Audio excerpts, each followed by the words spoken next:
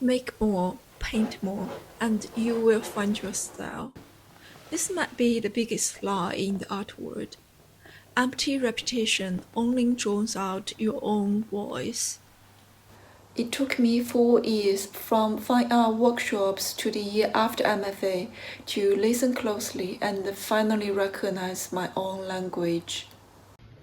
If you are also looking for your style, there might be no map for your destination, but there are trails left by those who have walked their own path before you. If you don't yet have a clear direction, the most important thing is to try as much as possible. Think of it not as a task, but as an act of listening. Every new medium is a question you ask yourself. Does this feel like my language? I started loving art through drawing. Later, as a fine art student, I had access to many workshops. Out of curiosity and to not waste the tuition, I tried a lot of them. I didn't expect to enjoy some workshops like metalwork. It looked industrial, full of masculine energy. But after giving it a try, I really enjoyed being there and making things. By trying different things, you'll start to hear your own intuition and discover what actually excites you. I was lucky to have many resources, but the point is to keep an open mind. Of course, you don't need to force yourself into something you have zero interest in. So, this is the first step. Follow your curiosity without judgment. After exploring, see which threads glow brightest for you. Pick 2 or 3 paths, the ones that spark the most interest or show the most potential, and keep going from there. For example, in my MFA, I focused on painting, sculpture, and installation. I had never studied sculpture before, while I had painted for years. To my surprise, people really liked my sculpture work. My painting, as my tutor put it, was still struggling with style. In my second year, I built a big installation for my graduate show. It included sculptures and spatial design. Compared to my paintings, it received much better feedback as well.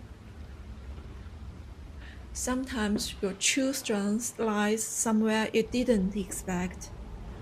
External feedback can be a mirror, reflecting a potential you hadn't yet seen in yourself.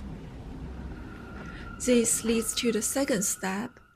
Listen to your joy and to the reflection it creates in the world. Next, based on feedback and your own feelings, look for the pattern. What is the common thread that runs through the work that truly fulfills you? After graduation, because of financial and space limits, I returned to painting. At first, I didn't know what to paint. I liked fire, so I painted flames. But after a few works, I realized flames didn't get me that I must paint this feeling. Then I remembered my tutor's preference for my sculpture and installation. I suddenly realized actually they shared the same point. In sculpture, I like to create negative shape and so air could flow through. In installation, I would love to build structures people could walk through. Could I bring that sense of space and structure into painting? Just thinking about it made me excited. It felt less like a new idea and more like a homecoming, like recognizing a part of myself I'd been missing. So I started painting with space and structure as my themes. The more I painted, the more I felt this was my path. That was when my style began to form. My experiences, you need to find that I must do this point.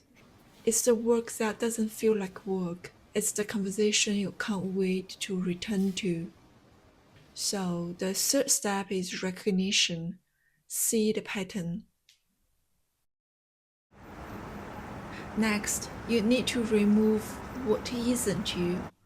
After I found this direction, my first paintings still filled the whole canvas, using oil paint in a very typical way.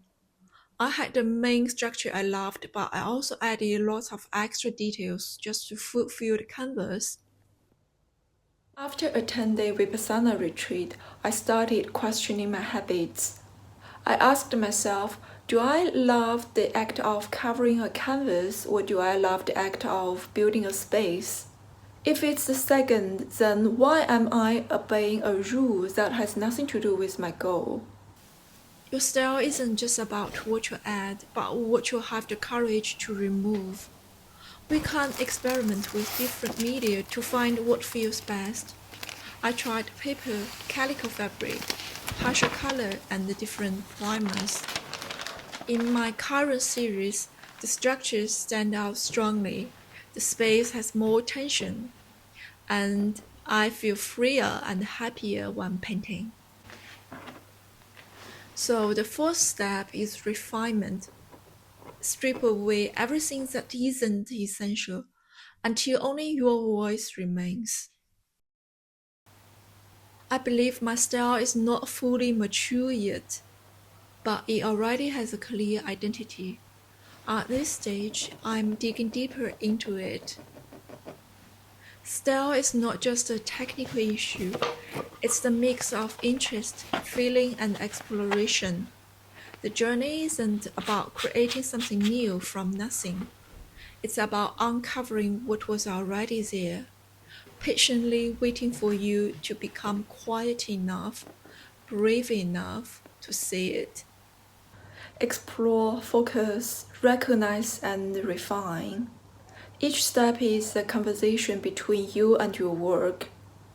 I hope my experience encourages you to listen to the voice that is already inside you. See you in the next episode. Bye.